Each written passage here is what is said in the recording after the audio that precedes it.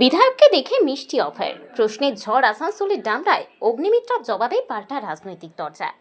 আসানসোল পৌর নিগমের অন্তর্গত 87 নম্বর ওয়ার্ডের ডামরা এলাকায় সোমবার দেখা গেল এক অন্যরকম দৃশ্য।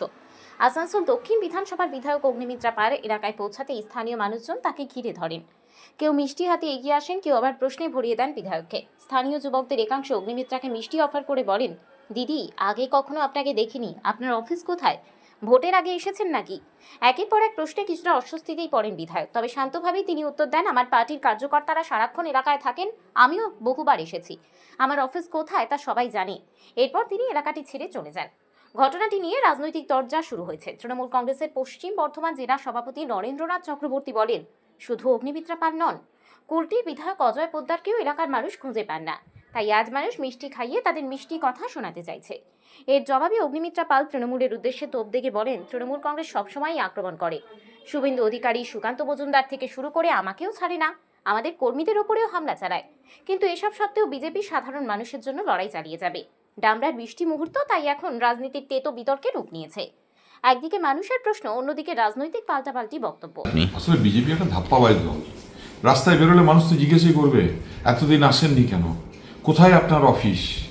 তো আমি ওদিকে ধন্যবাদ দেবো যে ওরা বিধায়ককে মিষ্টি খাইয়ে, মিষ্টি কথা বলে ওরা এলাকা ছাড়া করেছে। রাস্তায় বেরোলে লোকে জিজ্ঞেস করছে, অফিস কোথায় আপনার, এতদিন দেখিনি কোথায়। হ্যাঁ, আর আমাদের কুলটির বিধায়ক উনি তো ডুমুরের ফুল, আর লক্ষণবাবু শুধু টিভির পর্দায় দেখা যায়। তো এদিকে রাস্তায় বেরোলে তো মানুষ জিজ্ঞাসা করবেই, জনতা জনার্দন কা পাস তো জবাব দেনেই হবে।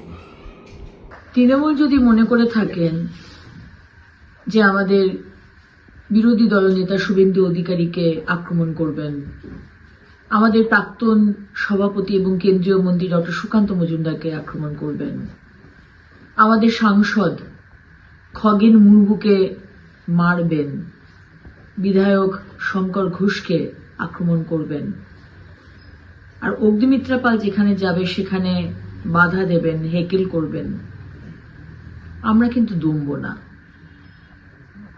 আমি বিধায়ক, আমি হারা বুতো, যেখানে হেরেছি সেখানকারও মানুষের বিধায়ক, যেখানে জিতেছি সেখানকার মানুষেরও বিধায়ক।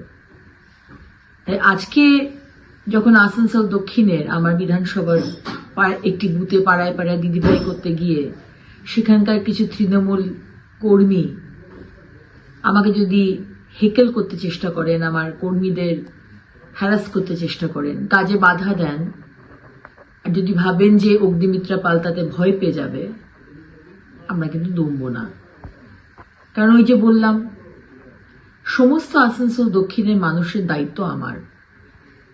তৃণমূলেরও যারা কর্মী আছেন, যারা পরিবার আছেন, সিপিএম এর, কংগ্রেসে যারা আমাকে হারিয়েছেন, যারা আমাকে জিতিয়েছেন, সবার দায়িত্ব, সবার বিধায়ক কিন্তু আমার বিধানসভায়। আমি কিন্তু যাবই। আপনারা আমাকে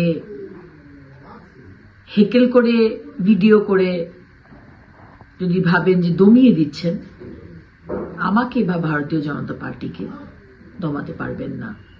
আর বাংলার মানুষ তারা কিন্তু এই ডিসিশন নিয়েছেন যে 2026-এ এই তৃণমূল সরকার আর নয়, অনেক হয়েছে, অনেক অসম্মান করেছেন, অনেক পিছিয়ে দিয়েছেন আমাদেরকে।